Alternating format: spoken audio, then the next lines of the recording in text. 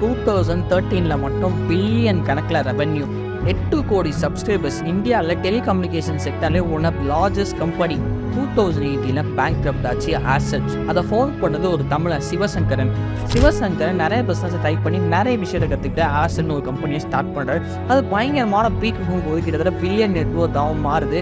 ஆனால் அவங்ககிட்ட அந்த ஒரு பெரிய ட்ராபேக், அவங்ககிட்ட டவர்ஸ் சொந்தமாக கிடையாது. இன்னொருத்தவங்க டவரில் தான் சர்வீஸே ப்ரொவைட் பண்ணாங்க. அந்த டைமில் எல்லாமே நல்லா போயிட்டு இருக்கும்போது தான் ஜியோட ஒரு பூதம் உள்ளே வந்துச்சு. எல்லா கம்பெனியுமே அடித்து உடைச்சது ஏர்செல்லையும் சேர்த்து தான்.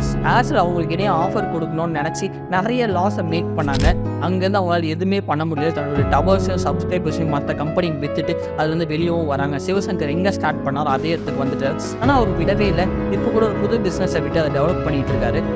ஒரு பிஸ்னஸ் ஸ்டார்ட் பண்ணி ரன் பண்ணுறது மட்டும் முக்கியம் இல்லை, அது எந்த அளவுக்கு நம்ம அப்டேட்டாக ஃபோக்கஸ்டாக வச்சுருக்கோன்னு ரொம்பவே முக்கியம் ஒரு காட்டுட்டு. அண்ட் இந்த மாதிரி இன்ட்ரெஸ்டிங் ஸ்டோரிஸ் கேட்க லைக் அண்ட் ஃபாலோ பண்ணுறேன்.